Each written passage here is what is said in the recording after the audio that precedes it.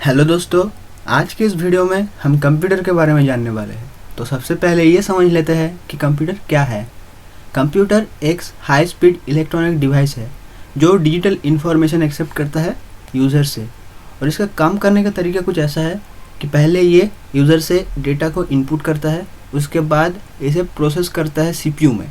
ठीक है, यहाँ पे जो प्रोसेस कंप्लीट हो जाता है तब ये आउटपुट दिखाता है मॉनिटर पे, या फिर जो आउटपुट डिवाइस है वहाँ पे ये आउटपुट दिखाता है। 1833 में चार्ल्स बेबेज ने पहला कंप्यूटर इन्वेंट किया था। चार्ल्स बेबेज एक मैथमेटिशियन है जिसने पहला कंप्यूटर बनाया था। इसके बाद देख लेते हैं कंप्यूटर जनरेशंस। तो आज के ज़माने में जो कंप्यूटर आप देख रहे हो, तो पहले ज़माने में वैसा कुछ नहीं था। पहले ज़माने का कंप्यूटर बहुत बड़ा था और बहुत स्लो था।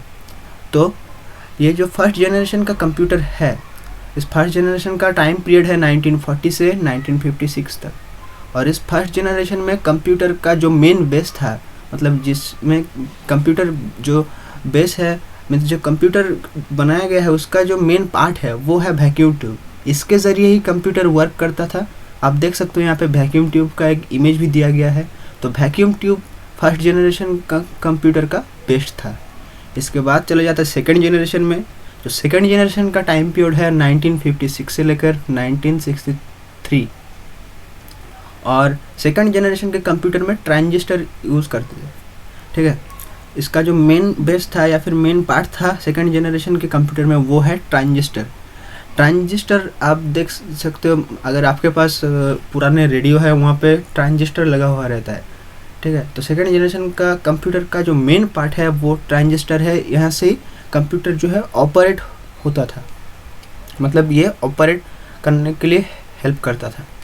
और उसके बाद आते हैं थर्ड जनरेशन पे। तो थर्ड जनरेशन का टाइम पीरियड था 1964 से 1971 तक। और यहाँ पे यूज़ किया गया है इंटीग्रेटेड सर्किट का, जिसके शॉर्ट फॉर्म है आईसी।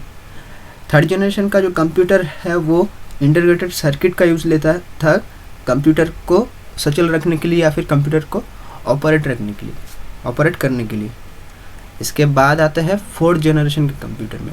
फोर्थ जनरेशन का कंप्यूटर का जो टाइम पीरियड था वो था 1972 से 2010। और यहाँ के कंप्यूटर में जो बेस्ट यूज़ किया गया है वो है माइक्रो प्रोसेसर। ठीक है, जो कि आप अभी मोबाइल में देख रहे हो, मोबाइल में भी प्रोसेसर लगा हुआ रहता है माइक्रो प्रोसेसर। उससे थोड़ा बड़ा प्रोसेसर फोर्थ जनरेशन के कंप्यूटर में यूज़ होता था। इसके बाद चले आते हैं फिफ्थ जनरेशन में।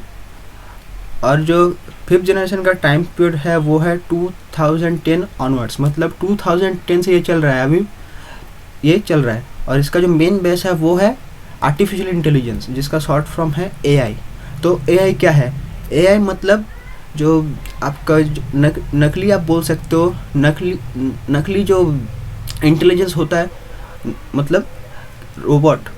एआई का एक एग्जाम्पल आप मान लो तो रोबोट होता है। जैसे रोबोट हमारे ह्यूमन बींग्स की तरफ ही काम करता है, लेकिन रोबोट को चार्ज करना पड़ता है, कंट्रोल करना पड़ता है, बहुत कुछ करना पड़ता है।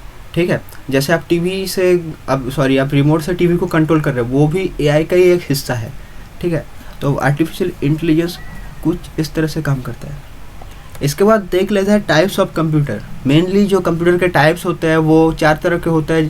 पहला हो गया पर्सनल कंप्यूटर, जो हम लोग यूज़ करते हैं। मिनी कंप्यूटर, ये आपको मार्केट में मिल जाएगा, ऑनलाइन शॉप में भी मिल जाएगा, जैसे आपका पोर्टेबल कंप्यूटर जिसे बोलते हैं। रास्पबेरी पाई का नाम सुने होंगे, तो रास्पबेरी पाई भी एक मिनी कंप्यूटर है। और इसके बाद आता है मेन फ्रेम कंप्यूटर।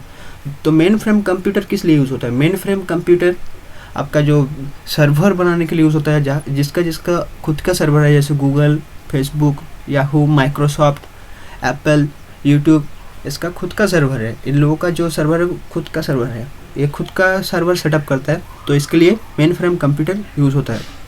इसके बाद आता है सुपर कंप्यूटर पे। सुपर कंप्यूटर वो है जो रिसर्च करने के लिए यूज़ होता है।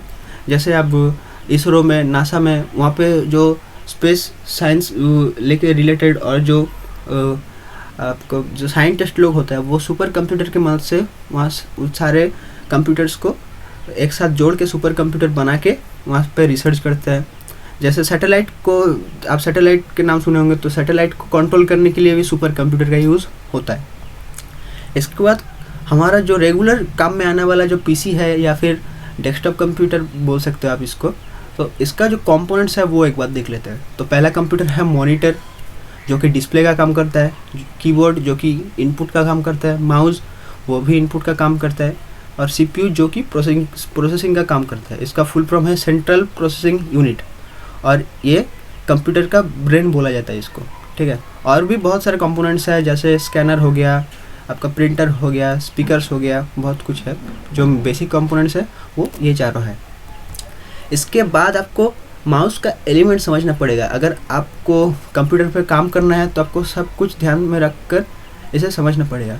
तो माउस में आप देख सकते हो जो लेफ़्ट का जो बटन होता है उसको बोलते हैं लेफ़्ट क्लिक।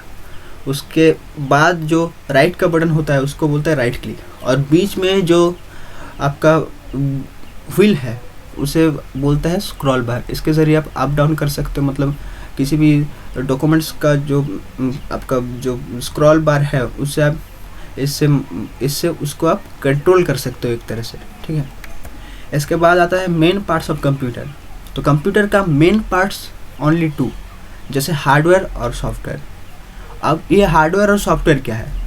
हार्डवेयर एक फिजिकल पार्ट है कंप्यूटर का, मतलब आप कंप्यूटर में जो भी देखते हो, मॉनिटर, कीबोर्ड, ये सब हार्डवेयर है, ठीक है।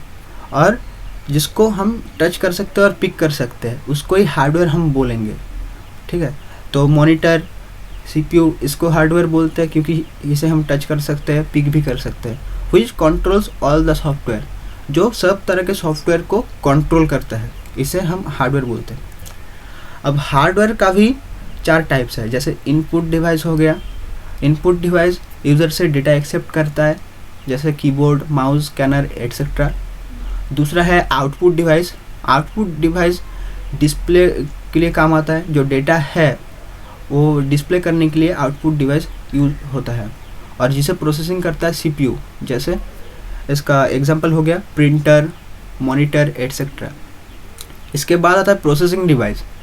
जो डिवाइस प्रोसेस करने के लिए यूज़ होता है कंप्यूटर में उसे हम प्रोसेसिंग डिवाइस कहते हैं, जैसे सीपीयू। और उसके बाद आता है स्टोरेज डिवाइस।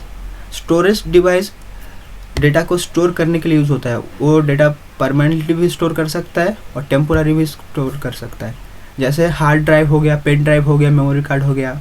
इन सब में डेटा परमानेंटली आप स्टोर करके रख सकते हो। लेकिन रैम जो है, रैम भी एक तरह का स्टोरेज डिवाइस है, वहाँ पे भी आप डेटा टेम्पोररी स्टोर करके रख सकते हो। मान लो अभी आप किसी कंप्यूटर में काम कर रहे हो किसी सॉफ्टवेयर में, तो वो इंस्टॉल है आपके हार्ड डिस्क में, लेकिन वो जो सॉफ्टवेयर ओपन हुआ है वो रैम पे हुआ है, ठीक है।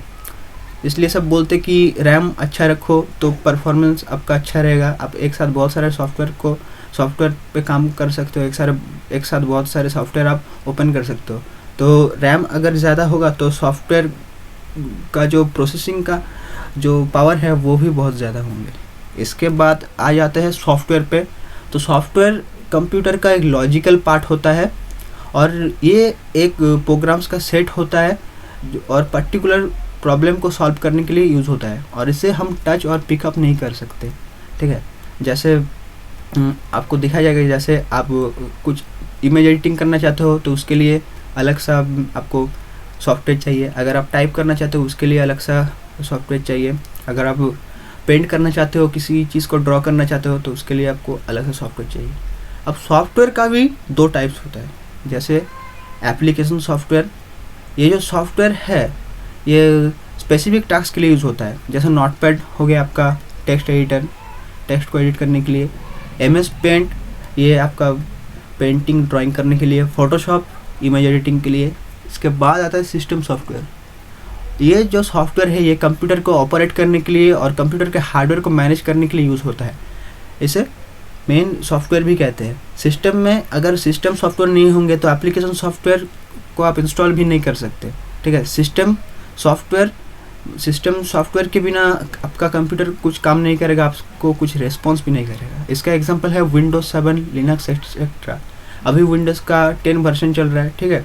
तो वैसे विंडोज 7, लिनक्स हो गया आपका। जैसे एंड्रॉयड मोबाइल है, एंड्रॉयड मोबाइल का भी एक ऑपरेटिंग सिस्टम है जिसको हम एंड्रॉयड बोलते हैं, ठीक है। इसका भी 10 वर्जन अभी रिलीज़ हुआ है। तो ये थे आज के topics. Thanks for watching this video.